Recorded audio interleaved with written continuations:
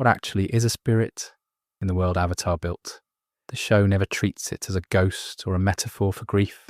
It treats spirits as an entire category of being, with its own society, its own politics, its own casualties, existing in a version of the afterlife you can, under the right conditions, walk into and get lost inside. Yang meets only a handful of them, by name, across the whole original series, and it turns out there's only a fraction of who is actually out there. Once you follow the trail, through the comics, through Korra, through prose novels, most fans have never opened. Tonight, we're going through all of it, from the ancient owl who buried his own library out of spite, to a spirit who might be wearing a stolen god's face as a mask. So, get comfortable. We will be here a while, and if you have not subscribed, it really does help us keep making these. Start with the basic shape of the thing, because almost nothing else in this world makes sense without it.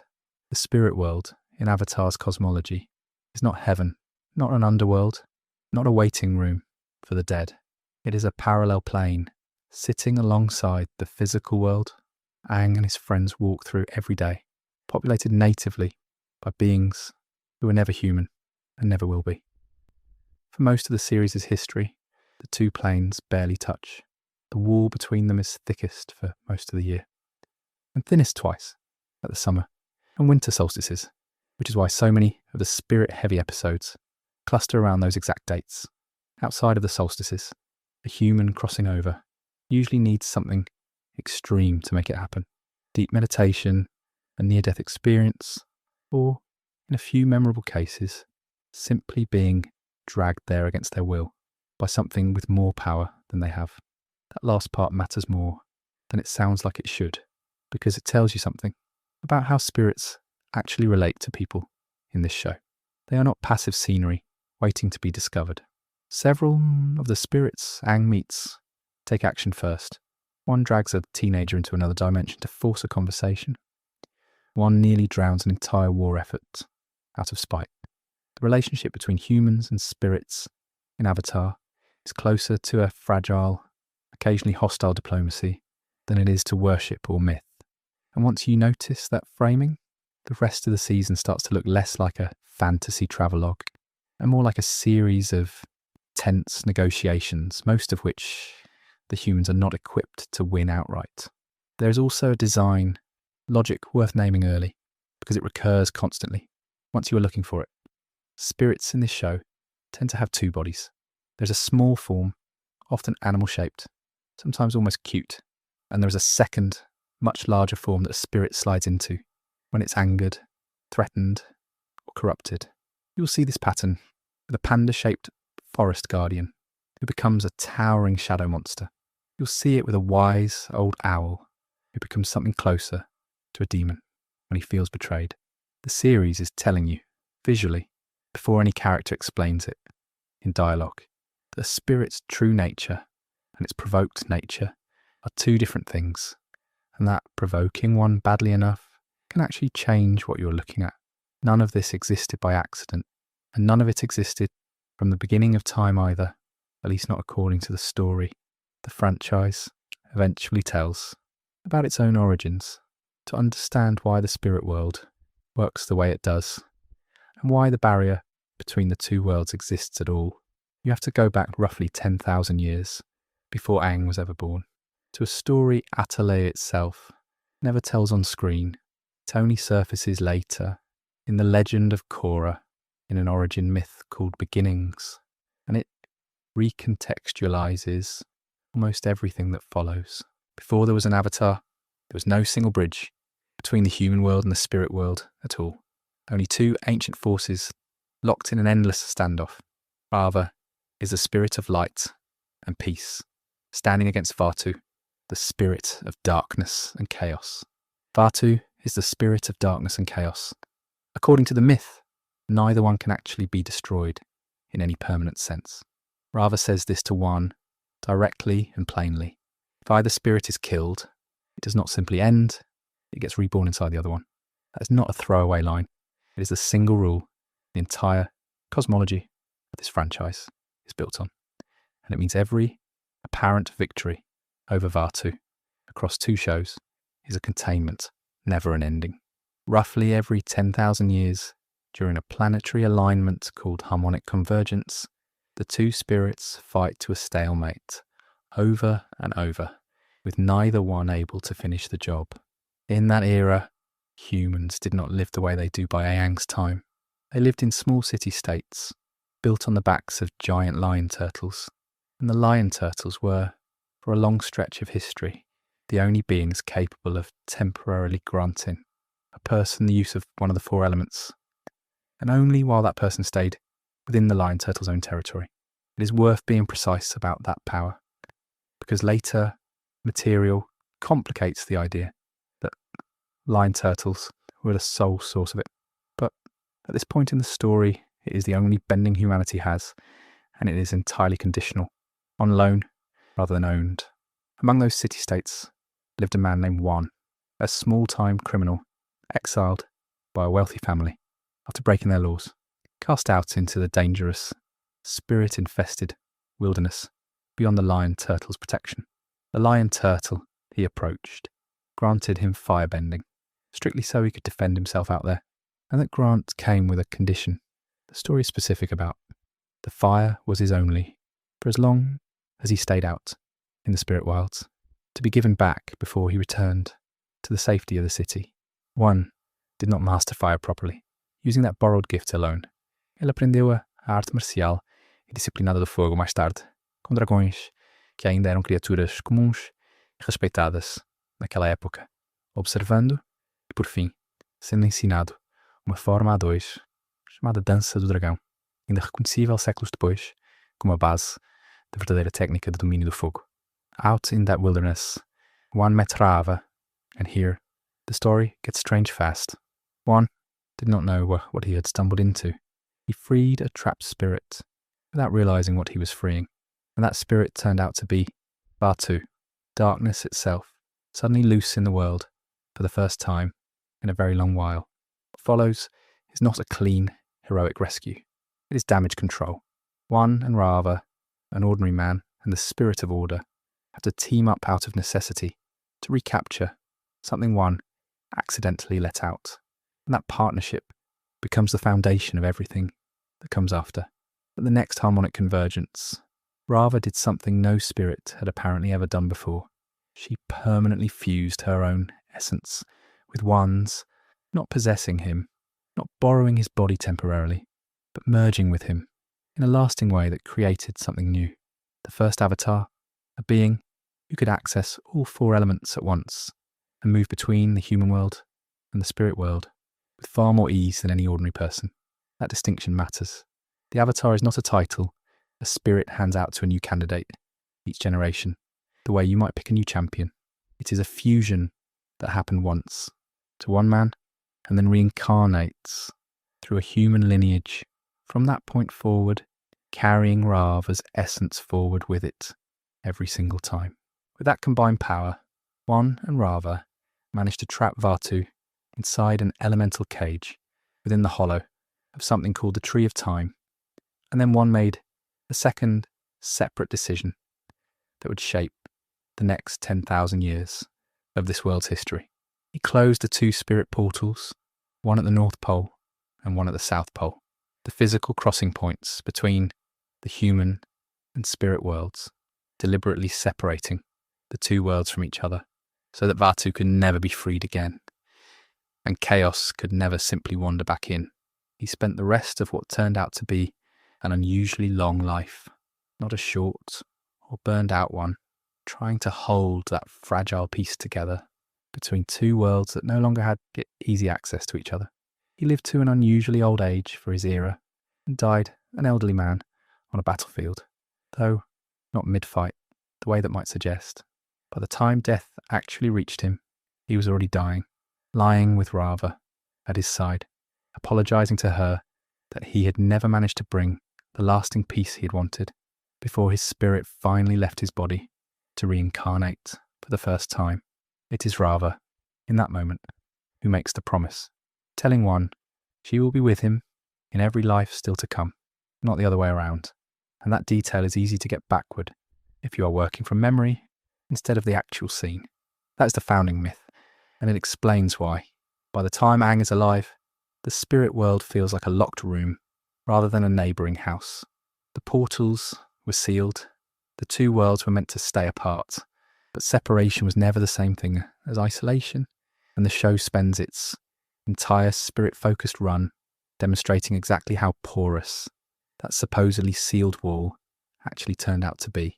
Nowhere is that clearer than with the spirit most viewers remember as the single scariest thing in the entire franchise. Koh the Face Stealer lives beneath a great tree deep in the spirit world, and his true body, when you finally see the whole of it, is an enormous centipede, ancient and segmented, moving low and slow through his own lair. The faces are not his actual form. They are trophies he wears over it, stolen from anyone unlucky enough to show emotion in front of him. And once he has taken a face, he can put it on and wear it himself, walking around in someone else's expression, like a disguise. Voiced by Eric Todd Dellums, Koh does not speak often in the series, and he barely needs to. The premise alone does most of the work. Hold perfectly still, feel nothing, or lose the thing that makes your face yours. He actually meets Koh at the end of Book 1, in the 2-part finale, The Siege of the North, when he is struck down, defending the moon spirit, and his spirit slips loose into the spirit world, while his body lies dying. To get back, he has to pass through Koh's territory, and the entire sequence becomes a masterclass in restraint, forcing a 12-year-old who has just lost everything to hold a completely blank expression, while an ancient predator circles him, testing for a crack. Aang survives it by catching himself just before his excitement shows, suppressing that flicker of feeling, the instant he realises who the ocean and moon spirits really are. And it is this quiet control, not any reunion with his past lives, that finally lets him slip back into his own body. What makes Koh worth lingering on, though, is how much texture the show packs into his design without ever explaining a word of it out loud. Look closely at the faces swirling through his lair, and several of them are not generic horror movie masks. They are near direct copies of real Japanese Noh theatre masks, and among them is one styled after Okina, a specific mask category in actual Noh performance, reserved for representing old gods alongside masks modelled on Oni, the demons of Japanese folklore. That is not a small detail. It suggests, without ever stating it, that at least some of what Koh has collected over the centuries were not ordinary human faces at all, but the faces of spirits or godlike beings, which reframes him as something closer to a collector of divinity than a schoolyard boogeyman. Critics and fans alike have also long noted the resemblance between Koh and the Nopperabo, a faceless figure from Japanese folklore that swaps or erases faces specifically to terrify people it encounters. And while that particular connection comes from critical analysis rather than an on-record creator statement, the visual and behavioural overlap is hard to miss once it has been pointed out. There's also a smaller, cleverer detail buried in his own name. Koh sits phonetically close to the Japanese word kao, meaning face, in a show that leans constantly on real language roots for its naming conventions, which makes it a plausible, deliberate pun, sitting quietly under a character defined entirely by faces. It is the kind of thing you can watch the entire series without ever noticing, and once you do notice it, you cannot really unsee it. But the detail that actually recontextualizes Koh, more than the masks or the pun, comes from outside the animated show entirely. In the 2013 comic The Search, years after the series ended, the story reveals that Koh was not simply born ancient and alone. He was born to another spirit altogether, one whose entire ability runs in the opposite direction of his own. The Mother of Faces, a being who creates and bestows the physical features that give living things their individual identity in the first place. She gave Koh his face at the dawn of time, but the name he goes by now is one he chose for himself only after they grew apart, and the two of them became estranged from each other. In the comic's own phrasing, since time began, Koh renamed himself after his function, and some fans have drawn a similar comparison to one Shirotong, though the show never confirms that the owl spirit did the same, and Koh started stealing the very thing his mother had once freely given away. That single reveal changes what Koh's cruelty looks like in hindsight. He is not simply a predator who enjoys terror for its own sake. He is, per the comic's own framing, an estranged son inverting his mother's gift out of what reads as unresolved grief, collecting faces because they remind him, in some twisted way, of the parent he lost contact with before recorded time even started. None of that excuses what he does to Aang, or, long before Aang, to Avatar Kuruk's fiancée Umi, a punishment tied to Kuruk's own failures, as the Avatar that this video saves for a later chapter of this story. But it does mean the single most frightening spirit in the franchise is, underneath the centipede body and the wall of stolen expressions, also it's most quietly tragic. This is the detail from that comic that genuinely changes how the animated episode plays on a rewatch. And it is worth knowing before you go back to the Guru again. If Koh represents the spirit world at its most predatory, Hei Bai represents something closer to what happens when an ordinary guardian spirit gets pushed past what it can absorb. His name is about as literal as spirit names get in this show. Hei means black and Bai means white in Mandarin, a plain description of the panda-like true form he takes when he is calm, and one of the more transparent examples of the franchise's habit of naming its spirits after exactly what they are, once you know the language it is borrowing from. Hei Bai is introduced early in the Book 1 episode, Winter Solstice, Part 1, The Spirit World, as the guardian of an Earth Kingdom forest near a nearby human village, a spirit who, by the show's own account, had watched over that land for thousands of years without incident.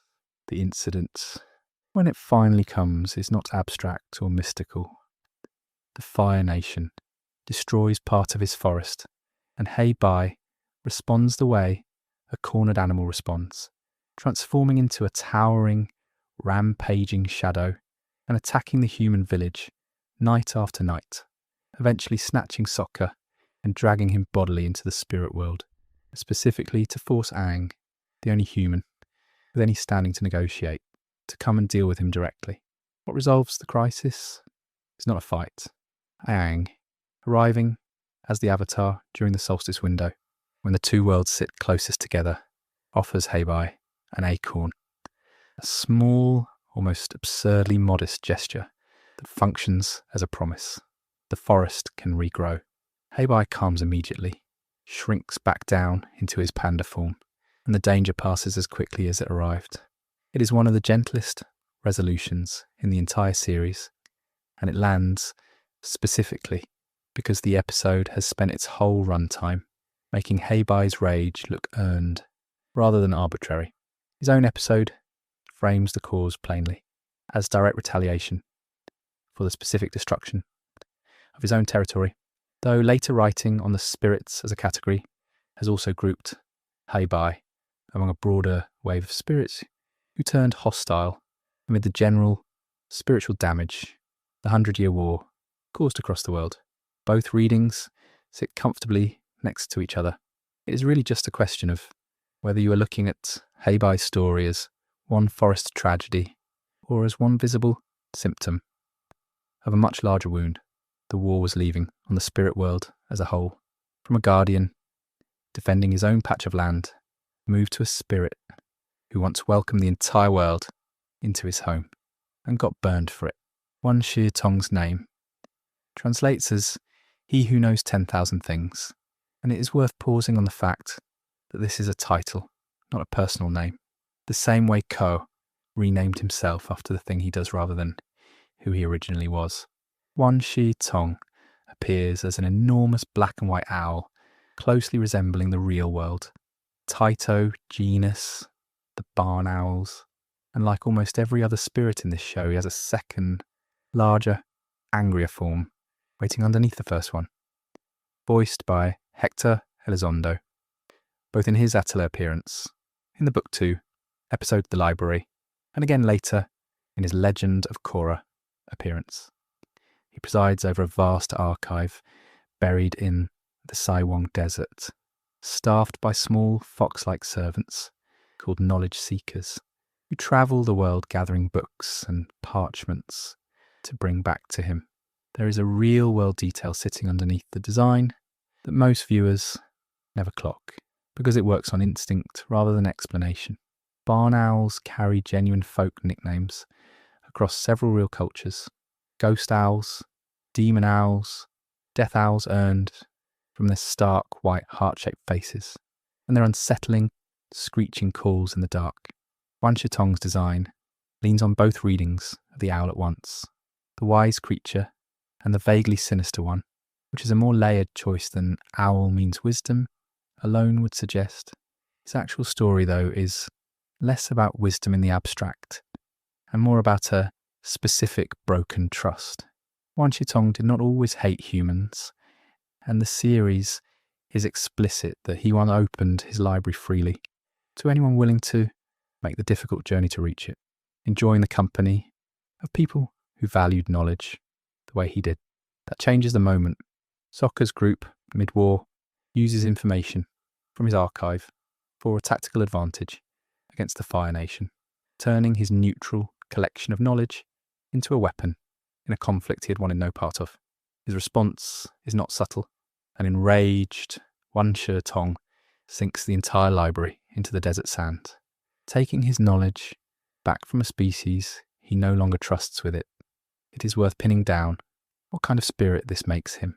He is not anti-human as a matter of principle, the way Koh's hostility can feel almost impersonal. His anger is specific, triggered by one exploited trust, which means the tragedy of the library is really a story about what it costs to betray someone who was, up until that point, being freely generous with you.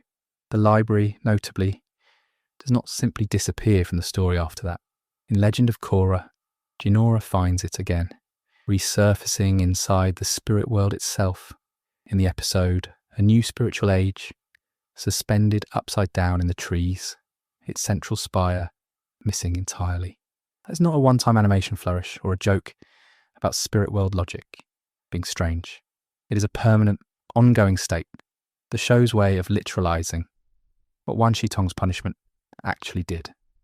He did not destroy the knowledge, he inverted it, buried it, and made it hang there upside down as a lasting record of the betrayal, findable again only by someone he is willing to let find it. And there is one more detail from that same era of the story worth sitting with, because it functions as a piece of foreshadowing almost nobody catches on a first watch. In Legend of Korra, Wan Shitong is often remembered as treating the northern water tribe, Chief Unalak, as a true friend to spirits, and as letting him take a captured Jinora with barely any resistance. At the time, this plays as a minor, almost throwaway beat. It is only much later, once Unalak's actual plan to free Vaatu comes fully into view, that this moment reads for what it really was. A spirit who is famously selective about who he trusts, extending real trust to a man who turns out to have a far deeper, far more dangerous relationship with the spirit world than anyone around him realised at the time. Moved now from a guardian of knowledge to a pair of spirits whose entire design is a diagram you have probably seen 1,000 times without ever connecting it to this show. Inside the Northern Water Tribe sits a hidden spirit oasis, and swimming inside it, forever circling each other, are two koi fish, Tui, white with a single black spot, and La, black with a single white spot. That is not, say, incidental colour design. It is a direct, deliberate restiging of the yin-yang symbol, and it means the entire cosmological foundation of waterbending in this show is quietly built on Taoist duality, rather than a invented, made-up for television religion. By a piece of trivia, more fan-uncovered than actually spoken aloud on screen, the names seem to carry that same precision. La means pull, and Chui means push in Mandarin, naming the two spirits directly after the exact tidal mechanism, push and pull. that ancient waterbenders are said to have observed to first intuit the existence of bending at all. It is a rare case of a show explaining its own magic system's origin through a literal vocabulary lesson hidden inside a proper noun. Yue's own story is tied to these two spirits from before she can even remember it. Born gravely ill, she was carried by her father, Chief Arnuk, to the spirit oasis, where he prayed to the moon spirit for her life, and the moon spirit answered by giving her a portion of its own life force, saving her as an infant and leaving her hair permanently white as a lasting side effect. That detail, easy to write off as a stylistic choice, when you first meet her as a teenager, turns out to be the entire hinge of her character by the time Book 1 ends. During the Siege of the North, in the Book 1 episode, The Siege of the North, Part 2, Fire Nation, Admiral Zhao tracks down the Spirit Oasis and kills Tui, the physical koi body carrying the moon spirit, in front of Aang and Katara, extinguishing waterbending across the entire world in a single act. What follows is one of the more devastating trades in the whole series. Yue, who has been carrying a piece of the moon spirit's original life force inside her own body since infancy, chooses to give it back, and the act does not leave her as some kind of blessed survivor. Her physical human body vanishes entirely. By most accounts, she becomes bonded to, effectively merged into, the newly restored moon spirit. And fans have long debated just how much of her own personality carries forward inside that shared spirit. She does not go on to live a quieter life, somewhere off screen. She does not remain human in any sense the word usually carries. She becomes, in the most literal way, this franchise offers, the spirit itself. And it is worth being exact about that, because merges with and sacrifices herself to save describe two very different endings, and only one of them is what actually happens on screen. Zhao does not walk away from killing Tui unpunished either, though the story waits an unusually long time and switches to an entirely different series to actually show you the bill coming due. A very different kind of spirit turns up in Book 3, in an episode built almost entirely around a secret. The Painted Lady introduces a benevolent river spirit tied to the Jianghui River, watching over a Fire Nation occupied fishing village whose water has been poisoned by nearby industry. Katara, moved by the suffering she sees in the village, starts secretly dressing up as the Painted Lady at night, healing the sick and quietly delivering food and medicine, using the town's own local legend as cover for what is really just one very determined teenage waterbender working herself past exhaustion. The episode plays for most of its runtime like it is building toward the kind of gentle deflation these stories sometimes pull. The reveal that the benevolent legend was only ever a hard-working human, wearing a costume. It does not do that. At the very end, the actual Painted Lady appears in the moonlight and personally thanks Katara for what she did. That single scene changes the entire meaning of the episode. This was never a story about a fake spirit standing in for a real girl's kindness. It is a story about a human impersonating a spirit who turns out to actually exist and who approves. As some fan collected behind the scenes trivia has it, the Painted Lady's own backstory, never spoken aloud in the finished episode, is that she was originally a mortal woman who transcended into spirit form after her death, which would set her apart structurally from something like Heibai or Koh, beings who were never human to begin with and never had a human life to leave behind. There is a strong argument that her very name is doing something more pointed than it looks like on the surface. A famous 18th century Chinese folktale called The Painted Skin tells the story of a demon that disguises itself as a beautiful woman by literally painting a human face onto itself. A story well known enough in Chinese storytelling tradition that it functions as a kind of cultural shorthand for outward beauty, hiding something monstrous underneath. Avatar's painted lady borrows that exact shape, a painted woman's spirit, and inverts its entire moral charge, turning the premise home into a story about a benevolent, self-sacrificing river guardian instead of a predator in disguise. Whether that reversal was a deliberate authorial choice or a coincidence of naming, the effect on screen is the same either way. Avatar takes a legitimately dark piece of folklore and rewrites its ending into something kind. If The Painted Lady is one woman's story stretched into myth, The Foggy Swamp is the closest this franchise comes to giving an entire ecosystem a single, unified, spiritual identity. Introduced in the book 2, episode The Swamp, the whole swamp turns out to have grown outward over what the episode implies is a very long time, from one single, colossal banyan grove tree, its root system spreading for miles underground, which technically makes the entire foggy swamp one enormous living organism, rather than a collection of separate plants.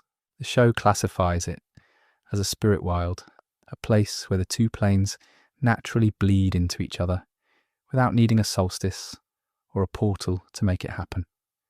And the result is a location that produces visions rather than monsters.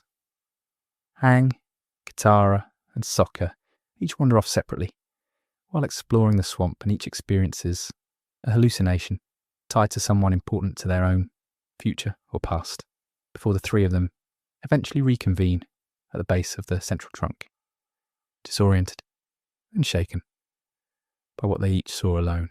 When they touch the tree's roots together, only Aang's tattoo, the arrow point marking the back of his airbending hand, actually lights up, a small visual cue suggesting the tree recognises or connects to him specifically in his particular role as Avatar, in a way it does not extend to his friends in the same moment. The swamp's resident waterbender, a local named Hu, tells the group he found his own personal enlightenment, meditating beneath that same tree. And that line is doing more real work than it might first appear to. The historical tradition behind the actual Buddha holds that he achieved enlightenment meditating under a banyan-type tree, commonly described as a Bodhi tree, and Hu's claim is not a vague gesture at spirituality in general.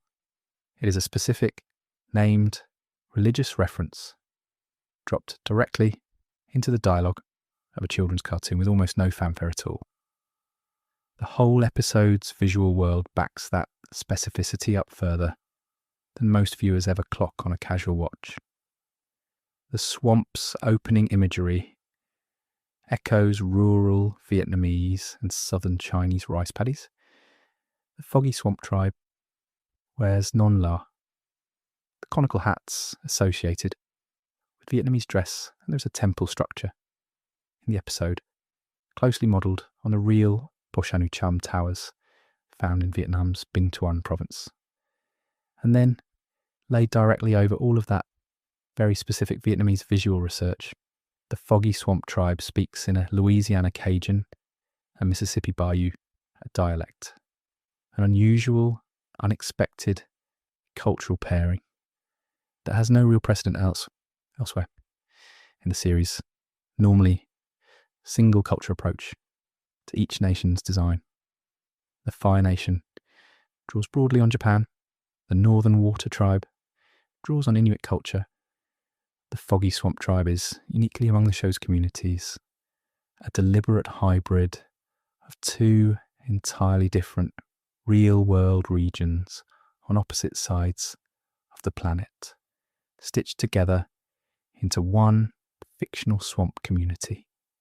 And it stands as one of the most specific, most carefully researched pieces of world building anywhere in the franchise. More layered than almost any other individual nation, gets across the entire series. Everything covered so far belongs to the show as it actually aired. But the animated series was never the whole story. And if you stop there, you miss some of the material that recontextualizes almost everyone already mentioned. The graphic novels, published after the series ended, kept expanding this world's spirit population. And one of them circles directly back to Koh. The Mother of Faces, the spirit already named earlier as the parent Koh became estranged from, is introduced properly in the 2013 comic The Search. Not in a later volume. Some summaries mistakenly attribute her to. Her ability runs in the opposite direction of her son's. She creates and bestows the physical features, the actual faces that give every living creature its individual identity, which is a strange kind of power to hold when your own child spends eternity stealing exactly what you give away for free. Beyond the family history, she plays a direct role in one of the comic's central mysteries, tied to the disappearance and eventual fate of Ursa, Zuko, and Azula's mother. A storyline that sits well outside anything the animated show ever addressed, and belongs squarely to the comics as its own separate piece of canon. A different comic, The Rift, published the following year and written by Jean Luen Yang, introduces a spirit built along entirely different lines. General Old Iron is enormous, humanoid and armoured, and his story reaches back to the era of Raava herself, thousands of years before Aang, when he served as protector to a woman named Lady Tianhai. When Tianhai died, Old Iron did not simply grieve. He went on a destructive rampage against humanity, until Avatar Yangchen managed to strike a bargain with him. He would bury his armour and never take it up again, on the condition that the land above where it was buried remained free of human civilization forever. That distinction carries weight because his entire backstory turns out to hinge on a promise about land use, not a blanket grudge against people in general. Centuries later, in the Rift itself, a joint fire nation, an earth kingdom, mining refinery, digs into that same ground, entirely unaware of Yangchen's old promise, and unearths his buried armour, breaking the bargain and reawakening his fury. Aang, guided by the ghostly presence of Yangchen's own spirit, has to resolve a crisis he did not create and shut the mind down to restore the broken agreement, which recasts the whole conflict as a tragedy of bureaucratic ignorance, rather than a story about a monster attacking innocent workers on purpose. General Old Iron's design also turns out to have a specific, traceable, real-world source. Most viewers would never independently connect to him.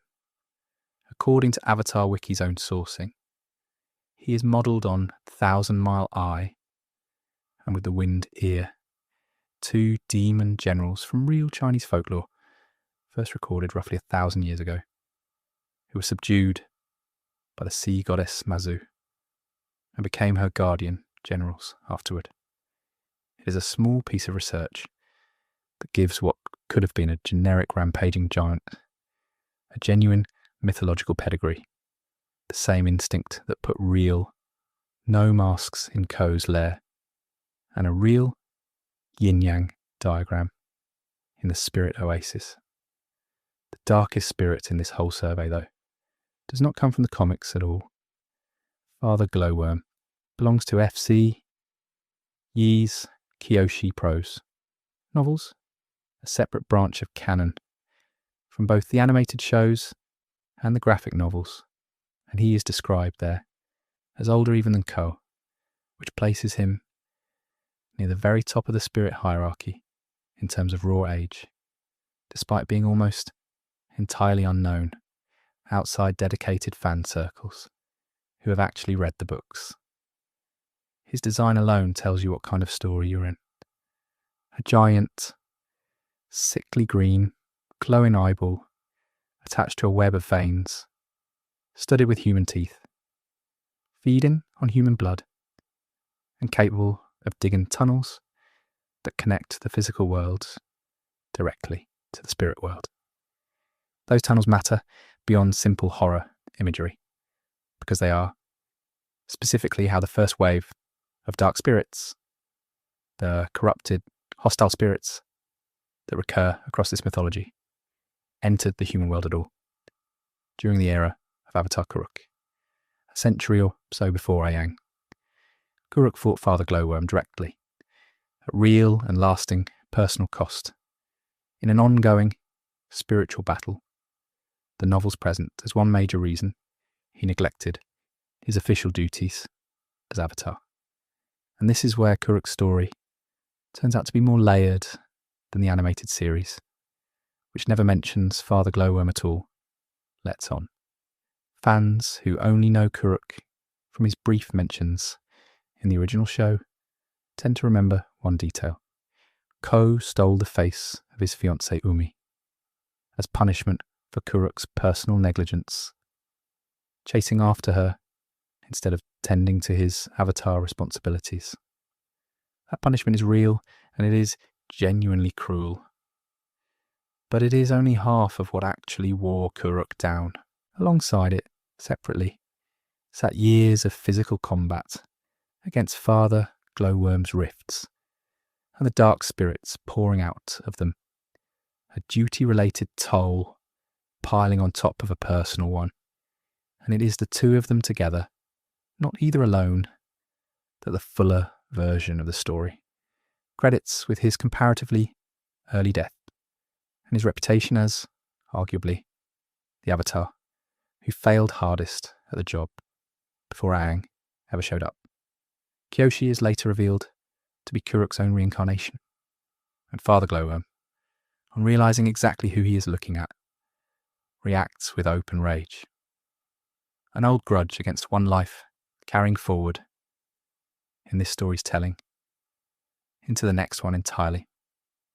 Before moving on to what happened to all of this after the war ended, it is worth clearing up a few things.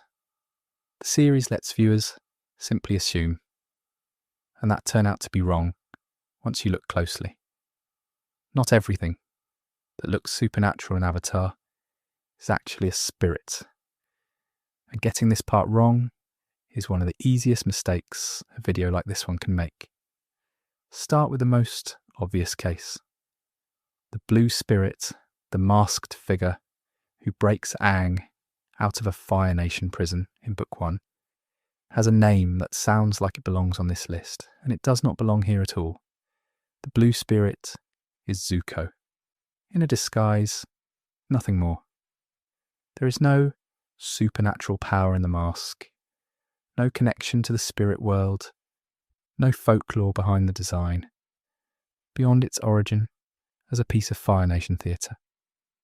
It is a purely human alter ego, useful to Zuko precisely because it lets him act without his identity or his honour being attached to what he does. And the name is doing narrative work, not literal world-building work. Any list claiming otherwise has made an easy, avoidable mistake. A second, subtler mix-up involves the Avatar state itself.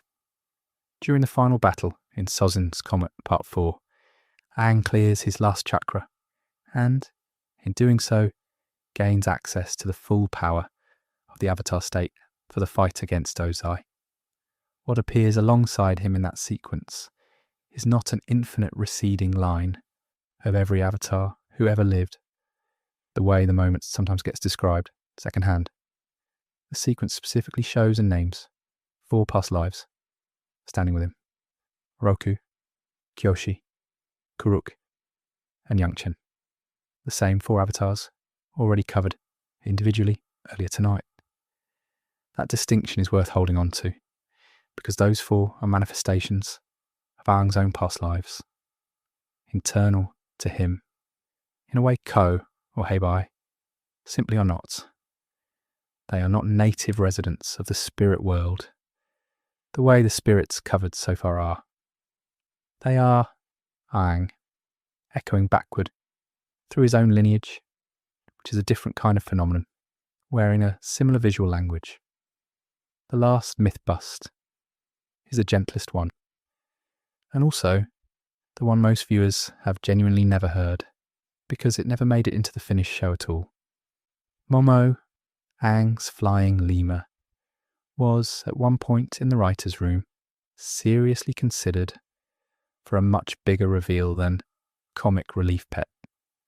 Official Avatar extras behind-the-scenes commentary, released alongside the DVDs, states outright that the writers almost did an episode built around revealing Momo as the reincarnated spirit of Monk Gyatso, Aang's murdered mentor, before the idea was dropped entirely and never revisited on screen. That is a real confirmed piece of development history, not idle fan speculation. And it changes how a scene like Momo curling up next to a grieving Aang can read on a rewatch, even though the series itself never confirms anything of the kind. It is also worth knowing that Momo did not start life anywhere near a spirit concept at all. As the story is sometimes told among fans who have pored over early concept art, Momo began as something very different. Reportedly, a small robotic cyclops monkey belonging to an advanced, long-lost civilization, an idea that had nothing to do with spirits or reincarnation whatsoever.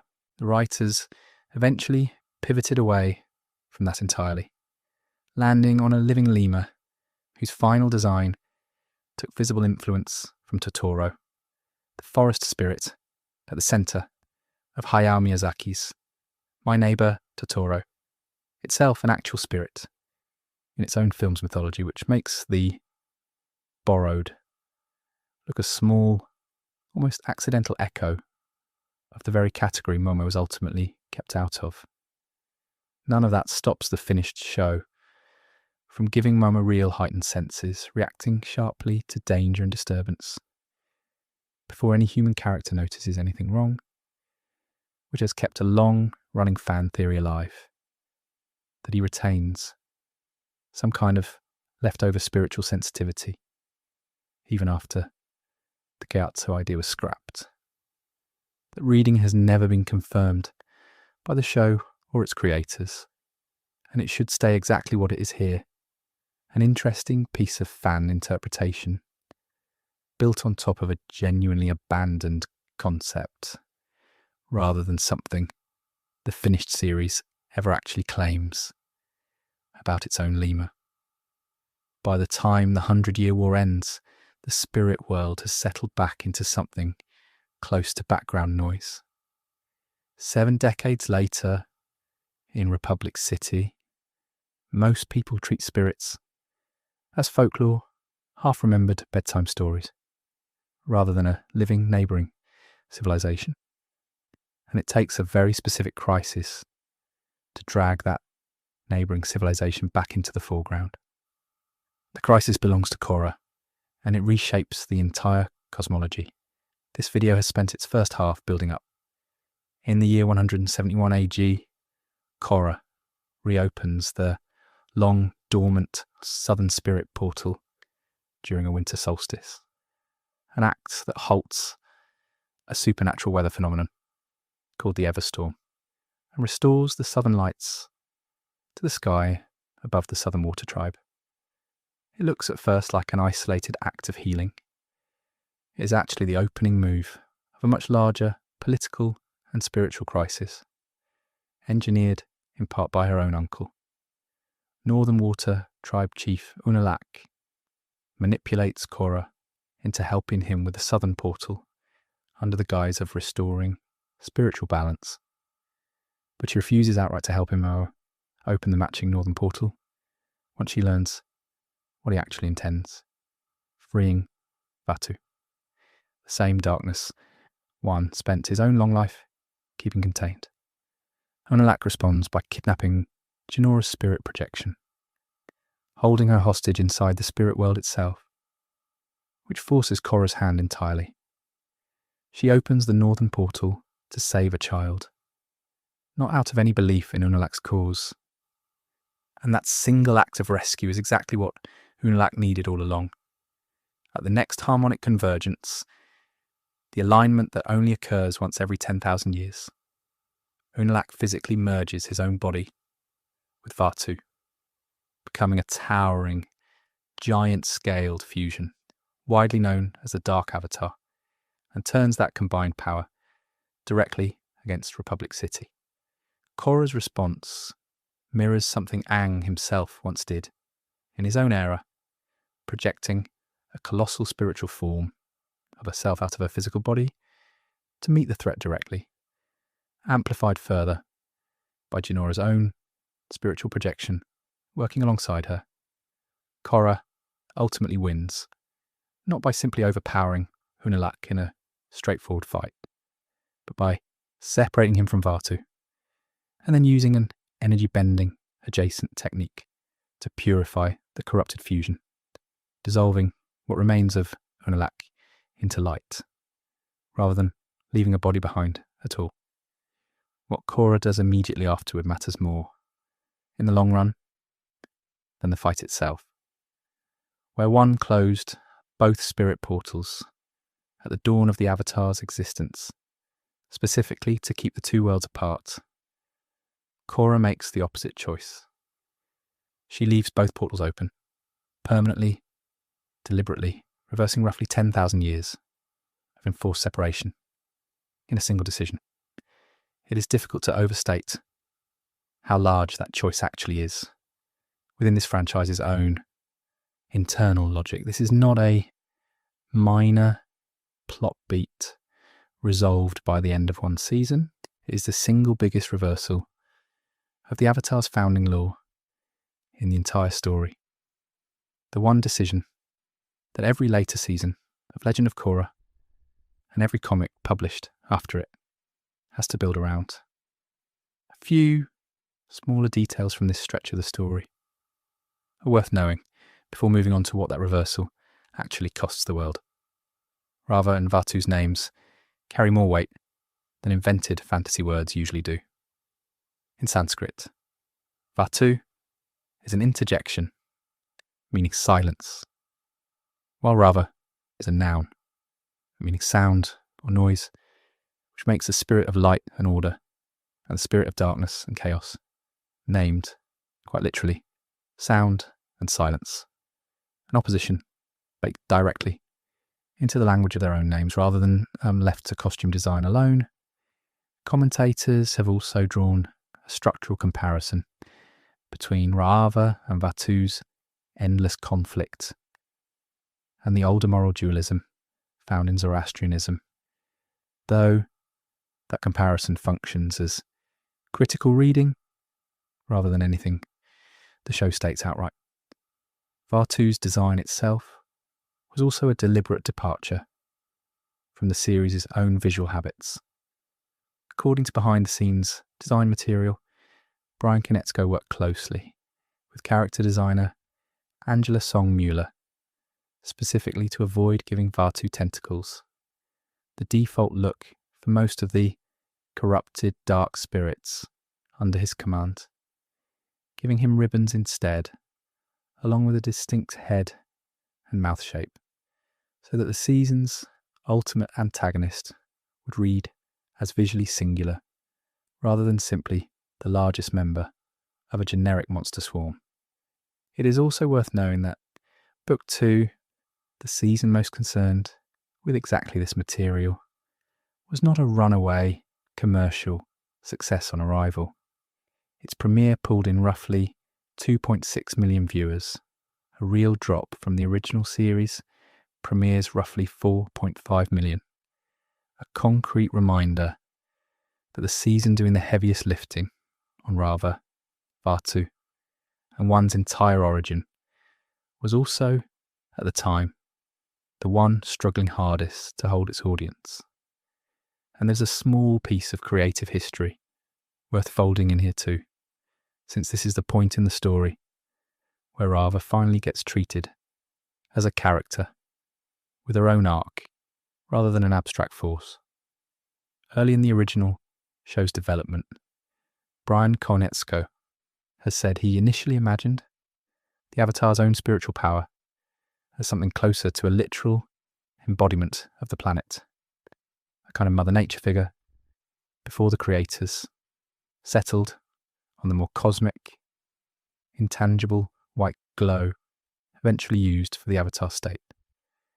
That earlier idea would have made a standalone character like Raava effectively impossible to build later, and the creators have described the eventual shift away from it as a choice that paid off enormously.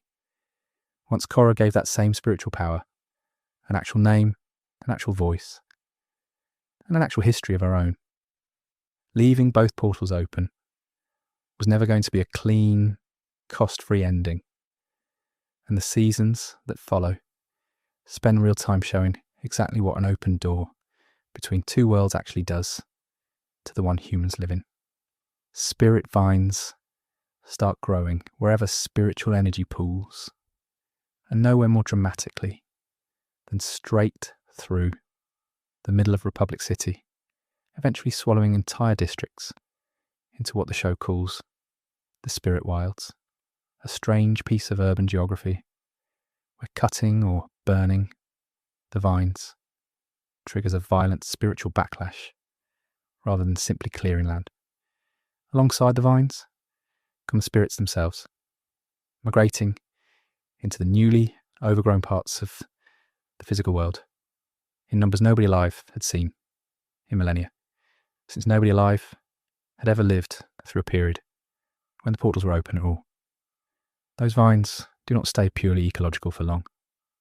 By Book 3 and Book 4, spirit vine energy has become a literal industrial and military resource, something that can be harvested, refined, and weaponized, most visibly powering Kuvira's massive mecha suit in the Book 4 finale. What began the entire franchise as ancient religious cosmology, a founding myth about a spirit of light merging with a man, ends up 3 seasons later as an extractable natural resource, fought over the way real-world governments and corporations fight over oil or rare minerals, and the writers lean into that echo deliberately as parts of Kuvira's whole arc about authoritarian expansion.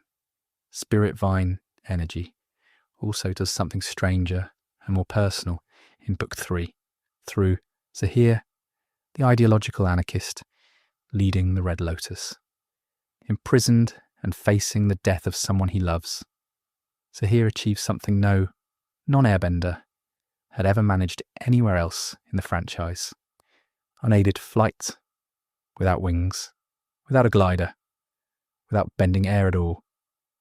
The show is explicit that this comes from spiritual detachment, reached through meditation, while he is a prisoner, not from any kind of combat training or elemental mastery, tying the single, most enviable power in this entire universe to letting go of earthly attachment, rather than to strength or skill, a pointed thematic choice for a story otherwise built almost entirely around physical mastery. The mess Korra's decision created did not get neatly resolved by the finale either.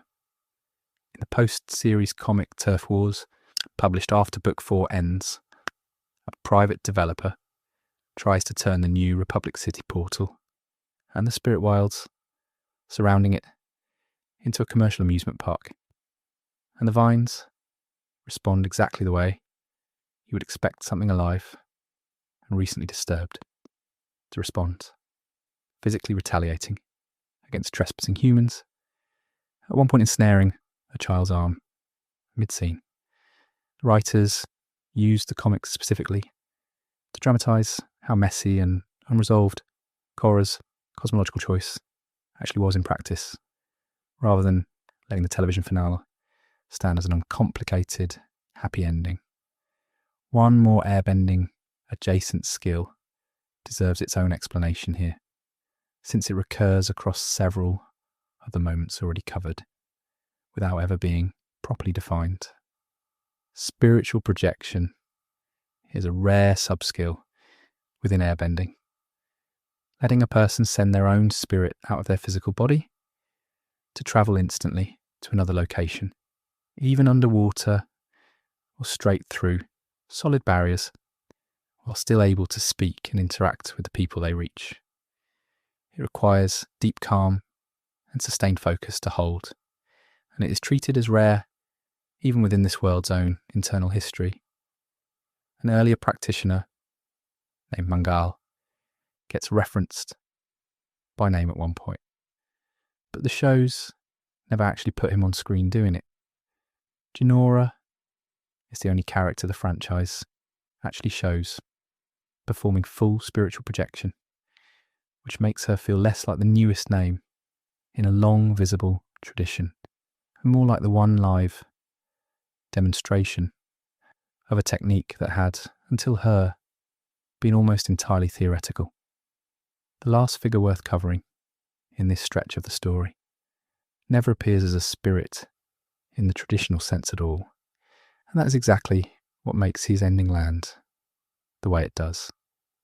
Iroh dies between the two shows off screen, in the gap separating Atlo from Korra, and Legend of Korra reveals that he chose, deliberately, to remain in the spirit world afterward rather than reincarnate or move on to whatever else waits beyond it. That word chose is doing real work. The show frames Iroh's continued presence among spirits as an exception, not a default outcome every dead human or bender can expect, which quietly implies that ordinary people, even people as spiritually attuned as a fire-bending master and former Fire Lord's brother, do not automatically end up living inside the spirit world once they die. Whatever made Iroh's case different is never fully explained on screen. Some fans have connected it to his close friendship, shown in the original series, with Ran and Shaw, the last two dragons from whom he learned firebending's deeper spiritual dimension. But that connection is fan theorizing, built on a plausible thread, not anything the shows state directly, and it should be held at that distance. What Iroh does with his afterlife, though, is shown clearly. He finds Korra wandering, lost inside the spirit world, in the same episode where Jinora rediscovers Wanchitong's inverted library, at a moment when Korra has been spiritually regressed to roughly the age of 4, following a brutal battle, accompanied only by a baby dragonbird spirit and no memory of how to get herself out. Iroh guides her to safety, recognizing her instantly as Aang's successor, despite never having met this version of her before. A small, warm scene that closes out this whole modern chapter of Avatar spirit lore on something closer to comfort than Crisis, after 2 full seasons spent almost entirely on portals, corruption, and war. Iroh's ending inside the spirit world is peaceful, chosen, and comfortable. Not everyone who ends up trapped there gets the same deal, and one loose thread left dangling all the way back at the Siege of the North finally gets picked back up decades later in a completely different show, in a way that most viewers who only ever watched the original series have never actually seen. Admiral Zhao, the man who killed Tui and extinguished waterbending across the entire world, disappears from the story immediately after doing it. Elah, the ocean spirit, drags him down into the water at the Spirit Oasis in the moment of his crime. And the original series never shows you where he goes or what happens to him next. For a long time, that ambiguity was simply the ending Zhao got. Gone, presumably drowned, never seen again. It is not actually the whole ending. Roughly 70 years later, in Legend of Korra's second season, Tenzin, Bumi, and Kaya wander into a place called the Fog of Lost Souls. While investigating spirit world disturbances, and the series establishes that location as a kind of sentient spirit prison, one that traps any human unlucky enough to cross into it by feeding them their own worst memories, on an endless loop, driving them slowly insane over however long. They remain trapped inside. Zhao is still there. He has been wandering that fog for 7 decades. By the time Aang's own adult children stumble across him, and the encounter is not played for triumph or closure in any comfortable sense. He does not recognise Tenzin as Iroh's nephew or Aang's son. He mistakes him, instead, for an adult version of Aang himself, and attacks, chanting his own old battle cry, as though no time has passed at all inside his own head. He is Zhao the Conqueror. He is the Moonslayer. He will capture the Avatar. It is a genuinely unsettling scene, precisely because nothing about Zhao has grown or changed or learned anything in 70 years. He is exactly the man he was the night he killed a spirit, permanently looping through the worst version of his own ambition, with no path out that the show ever offers him. This is functionally Allah's punishment for what Zhao did, carried out with a patience no human court could match, and a cruelty no human court would likely choose. It also happens to be one of the more thoroughly missed payoffs in the entire franchise, and it is easy to understand why. It aired in a spin-off series most people who grew up on the original cartoon never watched, tucked into a season already juggling Unalak, harmonic convergence, and Korra's own spiritual crisis, which means an entire, fully realised answer to whatever happened to Zhao has been sitting on screen for years, available to anyone who kept watching past the show most people associate with this franchise, while everyone else simply assumed the question was left open on purpose. It was not left open. It was just moved somewhere most of the audience never followed it to.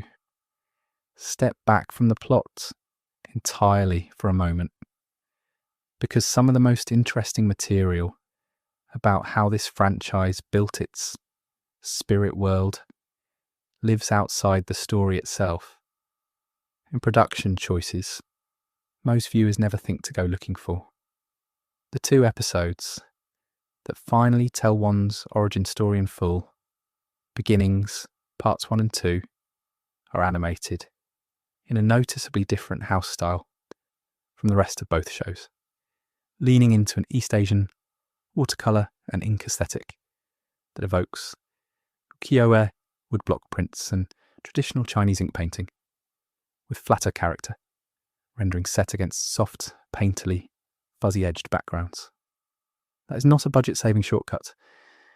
It is a deliberate visual signal, telling the audience, before a single line of dialogue explains anything, that they have stepped out of the series' usual contemporary feeling, animation, and into the register of ancient myth. Getting those episodes finished at all turned out to be more complicated behind the scenes than most coverage of the show usually mentions. Studio Mir, the animation house most associated with Legend of Korra, was originally slated to animate the entirety of that season on its own, the same season carrying Beginnings and most of the material unpacked across this video's middle stretch. Partway through, Mir's own executives temporarily reassigned the studio to other work, specifically the Boondocks, which left producers scrambling to bring in the Japanese studio Pierrot to cover the resulting gap in the schedule. Mir eventually came back mid-production, which means the single season most focused on spirit lore, cosmology, and Raava and Vaatu's entire mythology ended up being animated across 2 separate studios in 2 different countries. An unusually chaotic production history, hiding behind a season that looks on screen perfectly cohesive. Go back for a moment to a scene already covered earlier in this video. Aang facing down Koh in the Guru, clearing his final chakra to reach the full avatar state. What that scene is built on top of is not vague, invented, spiritual set dressing. Guru Pathik's chakra lecture follows the real Hindu and yogic 7 chakra system, with a level of fidelity that holds up under actual scrutiny, using the traditional order of the chakras, their traditional body locations, and the real underlying concept that each one can be blocked by a specific negative emotion rather than a physical injury. The throat chakra, tied to sound and expression, is blocked by lies. The crown chakra, tied to thought, is blocked by earthly attachment, which is precisely the block Aang cannot clear until he is willing to let go of Katara, at least in that single moment. The one piece of the whole sequence that is purely invented, with no basis anywhere in real chakra tradition, is the onion and banana juice Aang has to drink to help clear one particular chakra. A small, deliberately absurd bit of comedy dropped into an otherwise carefully researched sequence. The franchise's reach outside its original English language broadcast produced its own small pile of trivia, most of it driven by language, colliding in ways nobody in the writer's room could have anticipated. Across the United Kingdom and much of Europe, the show was rebranded Avatar, the Legend of Aang, rather than The Last Airbender. And the reason is almost embarrassingly simple. Bender carries a well-known derogatory slang, meaning in British English. Enough of one that the retitling followed the show onto UK video game packaging and merchandise as well, quietly altering the franchise's own name across an entire continent for reasons that have nothing to do with the story at all. Individual character names ran into similar walls elsewhere. The Greek dub changed Katara's name, specifically because it sits too close to the Greek word for curse. The Russian dub swapped Suki's name entirely, calling her Zuki across seasons 1 and 3, and Suyuki in season 2, because Suki closely resembles a vulgar Russian word that had no business showing up in a children's show. None of these changes touch the actual spirit mythology this video is built around, but they are a reminder that a show this carefully researched in its source material was still constantly running headfirst into the unpredictable edges of real languages it was being translated into. The most recent major retelling of this story handles the spirit world differently enough that it is worth its own separate accounting, if only because so many viewers coming to it fresh assume it is simply a live-action copy of the same beats, in the same order. Netflix's 2024 adaptation restructures the spirit world material more aggressively than almost anything else it changes. Aang's first trip there happens as early as the 5th episode, titled Spirited Away, and Katara and Sokka come along with him, not through any special invitation, but simply because they happen to be nearby when the crossing occurs. That is a real structural departure from the original series, where Katara never sets foot in the spirit world at all during the animated version of the winter solstice story, and where the whole sequence belongs to Aang and Sokka alone. Koh's live-action role grows substantially to match. rather than the brief, almost sideline presence Tony he has in the animated series. The Netflix version has Koh personally kidnap Sokka, Katara, and a group of villagers, trapping them inside what the series calls a fog of lost souls, a name that lands with an odd echo for anyone who already knows the prison-holding Zhao decades later in Legend of Korra. Whether that overlap is a deliberate cross-reference or simply two writers' rooms landing on similar language independently is not something confirmed anywhere in the material available on this. And it is worth flagging, honestly, as an open question, rather than a confirmed connection.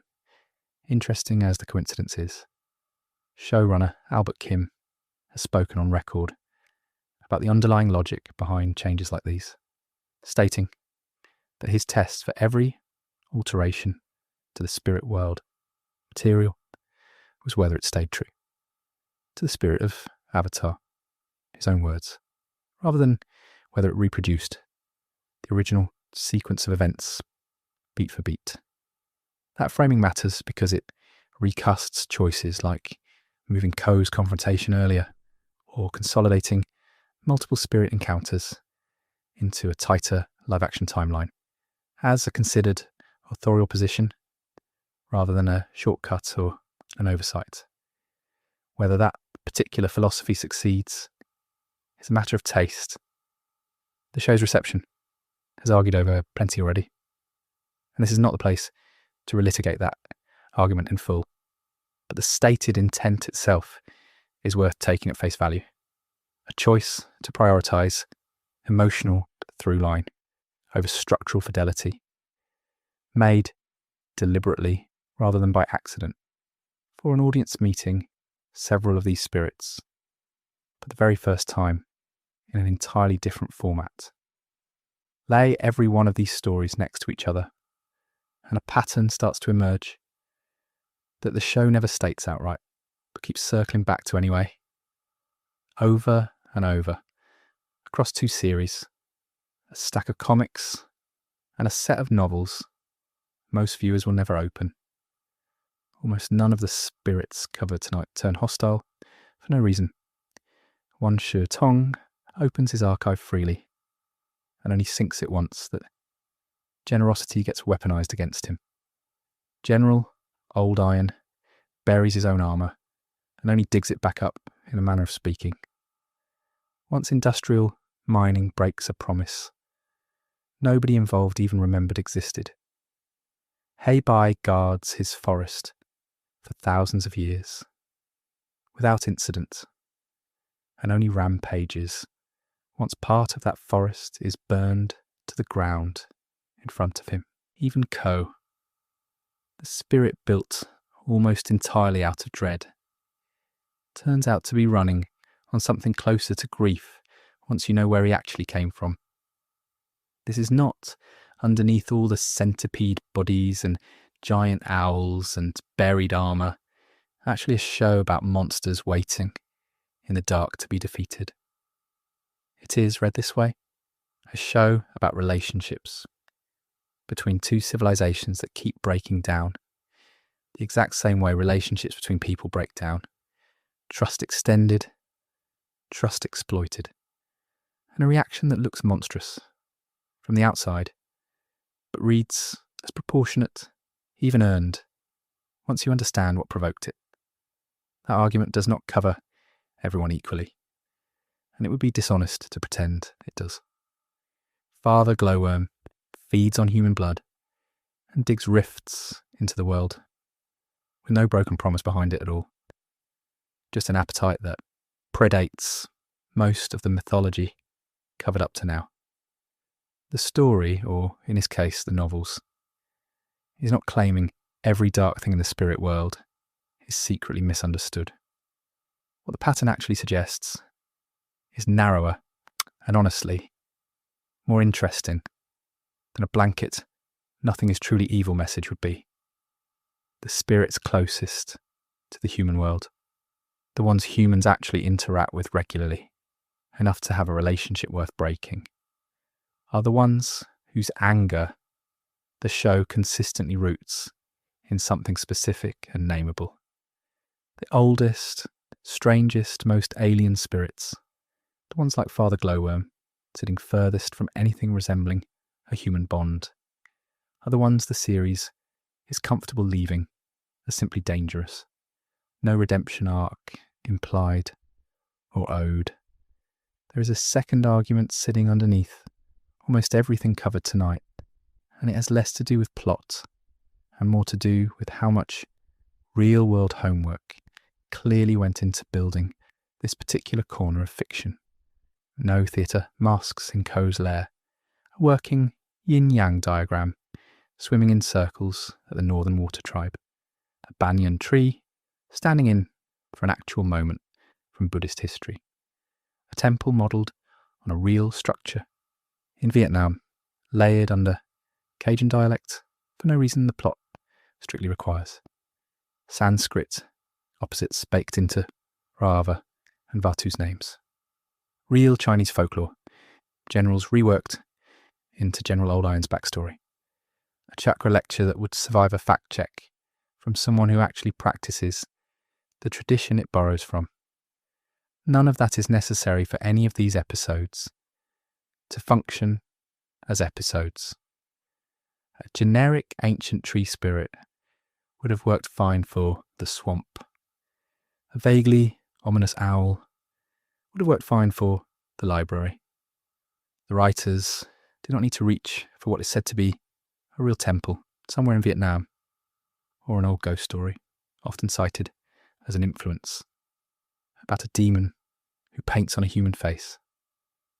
They did it anyway, repeatedly, across years of production, and multiple showrunners, and at least 2 different countries worth of animation studios, which suggests a working assumption on the creative side, that a fictional world earns its weight by being built out of real ones, not by floating free of them. The cost of that choice is that almost none of it registers consciously on a first watch, or a second, or in some cases a 10th. You can watch The Guru a dozen times and simply feel that the chakra sequence has weight to it, without ever clocking that it is lifted respectfully and accurately from an actual living spiritual tradition still practiced by real people today. You can watch Koh's faces swirl past without registering that some of them are wearing the mask of a no-god. That is arguably the honest trade the show made. Research this thorough does not announce itself. It just sits underneath the story, doing quiet structural work whether or not anyone in the audience ever goes looking for it. Some viewers will, most will not. The show built itself either way, and there is the largest structural choice of all, the one this whole video has been circling since its very first minutes, and it deserves to be named plainly before this ends. One's first act as the very first avatar was to seal a door. 10,000 years of accumulated damage, betrayal, corruption, and war later. Korra's defining act as avatar was to open that same door back up permanently on purpose, fully aware of what it might let back in. The story does not resolve the tension between those two choices with a tidy verdict on which Avatar got it right. One's closed door brought 10,000 years of relative separation, but it also meant every spirit crisis in between. Heibai's rampage, Yue's sacrifice, Wan Shi Tong's fury, Koh's centuries of collecting, happened inside a world that had already cut itself off from the very beings it kept colliding with anyway. Korra's open door invites spirits back into daily human life for the first time in 10 millennia. And the immediate, visible cost of that choice is a city half swallowed by hostile vines and, within a few short years, a war criminal powering a war machine directly off spiritual energy nobody in one's era would have believed. Could be mined and sold, like ore. If there's an argument the franchise is actually making across all of this, and it is worth being honest, that this reading is an interpretation rather than something any character states outright. It might be that neither total separation nor total reunification was ever really the point. Every actually working relationship this video has covered between a human and a spirit, Aang and Hei-Bai, Katara and the real painted lady, Jinora and the archive she is trusted to find, happens on a much smaller, much more careful scale than either one's total wall or Korra's total opening. It happens one acorn, one act of secret kindness, one earned trust at a time. The two avatars who get remembered for reshaping the whole cosmology are working at a scale no single relationship can actually sustain. And maybe that is the quiet cost sitting underneath both of their choices. Peace between two entire worlds was never really available as a policy. It only ever showed up in this story, one relationship at a time.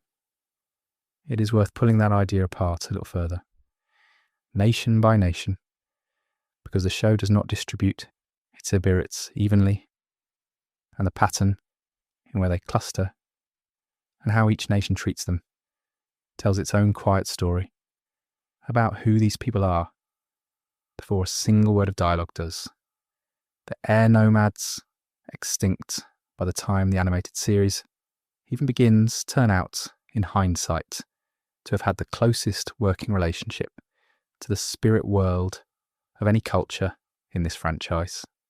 Spiritual projection is an air-bending sub-skill, the guru's entire chakra tradition, the one Aang has to master to reach the avatar state, sits comfortably inside an air nomad, monastic worldview built around detachment and meditation, long before Aang was ever born into it.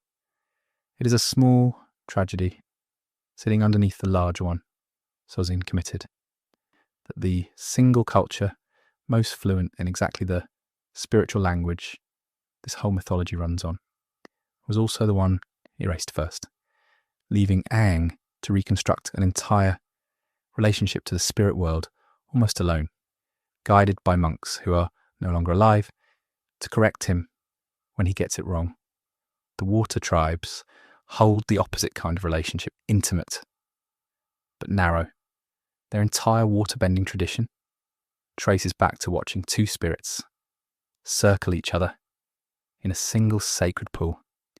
And the northern tribe in particular builds real religious infrastructure, the spirit oasis, prayer, the whole apparatus of formal worship around Tui and La specifically. But that intimacy is local rather than broad. Nothing in the series suggests either Water Tribe has much contact with Hei-Bai or Wan Shi-Tong or any of the spirits native to Earth Kingdom soil thousands of miles away. Their spiritual world is deep and devoted and almost entirely confined to two fish in one oasis, which is exactly what makes Zhao's crime land as hard as it does. He didn't attack some minor regional folklore. He attacked a single spiritual relationship an entire culture had spent generations building its whole identity around. The Earth Kingdom, simply by virtue of being the largest landmass in this world, ends up holding most of the show's actual spirit population, without ever building much of a coherent relationship to any of it. Hei-Bai's forest, the foggy swamp, Wan Shi-Tong's desert library, the land General Old Iron is buried under. All of it sits inside Earth Kingdom borders, scattered across a nation too large and too politically fragmented, between Ba Sing Se's bureaucracy and countless smaller villages, to ever treat its spirits as a unified concern, the way the Northern Water Tribe treats Tui and La. The mining refinery that digs up old iron's armour in the rift is not malicious. It is simply an Earth Kingdom industrial operation that had no institutional memory of a promise made by an avatar centuries earlier, because nothing in Earth Kingdom governance was ever built to preserve that kind of knowledge across that much time and that much territory. And then there's the Fire Nation, which spends the entire 100-year war on the wrong side of nearly every spirit encounter this video has covered. Zhao kills Tui, Fire Nation industry poisons the Jianghui River, badly enough to summon a painted lady's intervention. Fire Nation logging destroys enough of Heibai's forest to turn a peaceful guardian into a monster. Sozin's war is more or less the root cause the show points to for the general spiritual damage, corrupting spirits across the map during this entire era. It would be easy and not unreasonable to read the Fire Nation as the one nation in this story, with no real spiritual relationship left to salvage by the time Aang wakes up. And then, sitting almost defiantly against that whole pattern, is Iroh, a Fire Nation prince, war criminal by association, if not by direct action, who ends up, after everything, living peacefully among spirits by his own choice, welcomed rather than punished, finding a lost, regressed Korra decades later, and guiding her home with the same warmth he showed his nephew throughout the entire original series. If the Fire Nation, as an institution, earns almost none of the spirit world's trust across this story, Iroh, as one man choosing a different path than his nation and his own family repeatedly chose, earns all of it back on his own, which might be one of the more concentrated arguments this franchise ever makes about the difference between a nation and the individual people living inside it. Having gone through all of it now, cosmology and comics and novels and 2 different shows and 1 very different live-action retelling, it is worth admitting plainly which pieces of this actually stayed with me while putting this together. Because a survey this long risks flattening everything into equal weight trivia if nobody ever says out loud which parts hit harder than the rest. For me, it is not Koh. As memorable as the centipede body and the stolen faces are, it is Yue, not the sacrifice itself, which the series telegraphs early enough that you can see it coming from the moment her white hair gets explained, but the specific mechanics of what actually happens to her afterward. She does not die and get mourned as a girl who died. She stops being a girl at all, in any sense the word carries, and becomes something the show then treats as fully resolved, fully at peace, with her own dominant personality, now steering an ancient spirit for what is presumably the rest of that spirit's existence. There is something unresolved, sitting in how quickly the story moves past that, how little space it gives anyone, Sokka especially, to actually grieve a person who's technically still present, just utterly changed, floating in a pond a few hundred feet from where her father rules a city. Avatar rarely lets its losses sit that awkwardly. This one does, and it does not fully reckon with it. And that is the detail I keep coming back to. Second, and for an entirely different reason, is a one Shi Tong's line about Unalaq. It is such a small moment on first viewing, a single sentence of dialogue in the middle of an unrelated crisis, that it barely registers as information at all. Going back and finding it, after already knowing where Unalaq's story ends, is one of the more satisfying, small rewards this franchise offers anywhere. An honestly earned piece of foreshadowing, rather than the kind that only makes sense in hindsight, because the writers cheated. Wan Shutong is characterized repeatedly as a spirit who trusts almost nobody.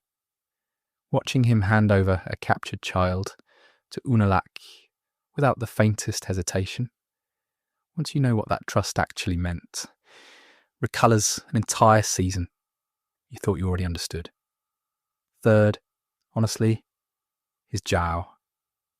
And it surprised me to how much it was Zhao rather than any of the spirits themselves. The original series lets him vanish over most of the franchise's runtime. The vanishing functions as a kind of narrative mercy, letting the audience decide for itself what a fitting end for a man like that would even look like.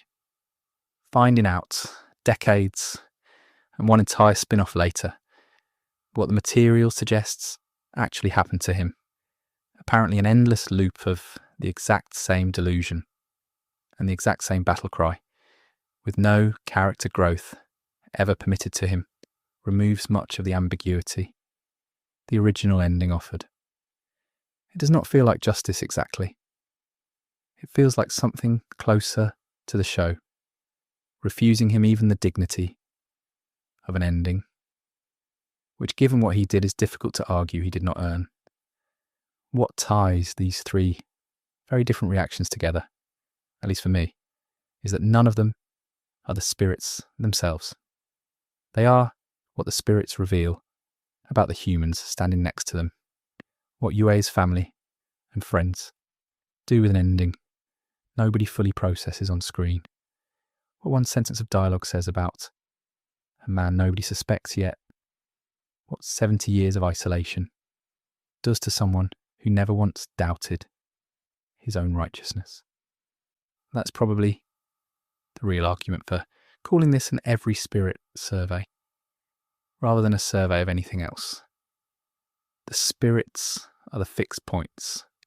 The humans are the ones who keep moving around them, making the same mistakes their ancestors made 10,000 years earlier, trusting the wrong figures and distrusting the right ones. And the spirit world just sits there, patient and mostly unchanged, watching the same story play out again, with different names attached to it every few generations. It would be a disservice, after all of this, to pretend the mythology is fully closed off and settled, because it is not, and some of the loosest threads are worth naming honestly, rather than smoothing over. Take the claim, mentioned briefly near the start of this video, that lion turtles were the only beings ever capable of granting bending to someone born without it. That claim held up for a long time. The material from the air nomad era of Avatar Sonam introduced a staff with the same kind of power, attached to a different source entirely, undercutting a rule the earlier material had presented as absolute. Nobody has ever fully explained, anywhere in the accessible canon, how that staff's power actually works, or how many other exceptions to the lion turtle rule might exist that simply have not been shown yet. It sits there as an open question, not a mistake exactly, just a rule the franchise itself outgrew as more material kept getting added on top of it. The mechanism behind Ira's afterlife has the same shape. The show tells you clearly that he chose to stay, that it was exceptional, that ordinary humans do not default into an eternity among spirits the way he apparently did. It never tells you why he, specifically, out of every character who's died across this entire franchise, gets to make that choice at all. The dragon friendship theory is plausible.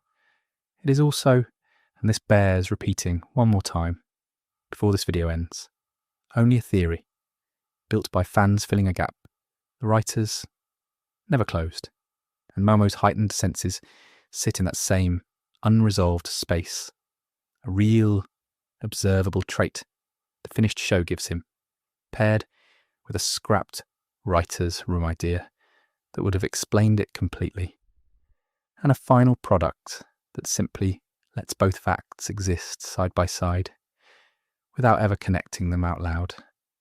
None of that uncertainty is a flaw in how this story gets told, and it would be wrong to treat it as one. A mythology this large, built up gradually across 2 decades, 4 separate formats, and creative teams that changed hands more than once along the way, is always going to end up with a few doors left open on purpose or by accident. A few questions the material has not actually answered yet, and may never answer at all. What matters more than closing every one of those doors is how consistently, across all of it, the actual answered questions turn out to reward exactly the kind of close attention paid to them here. One last way of looking at everything covered tonight, before this settles into its close. Line every spirit up next to each other, and they sort fairly cleanly into a small number of recurring types. And each type seems to exist to demand a different response from the humans who run into it. Almost like the spirit world itself is testing for a different quality each time. Koh and Father Glowworm belong together as the predators, ancient, hostile on contact, asking nothing of a person except stillness, patience, the ability to hold still and feel nothing until the danger passes. There is no negotiatings with either of them, no gift that satisfies them the way an acorn satisfies Heibai. They simply have to be survived, and the show treats surviving them, not defeating them, as the actual accomplishment. Set against that are the Guardians, and this is the largest group by far.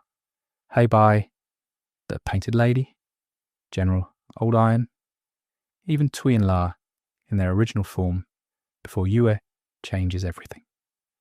Guardians are not looking for stillness. They are looking for restitution, some proof that the damage done to whatever they protect is being acknowledged and, where possible, repaired. An acorn works because it is a promise about the future of a forest, not a bribe. Katara's nightly healing work under a painted disguise works for the same reason.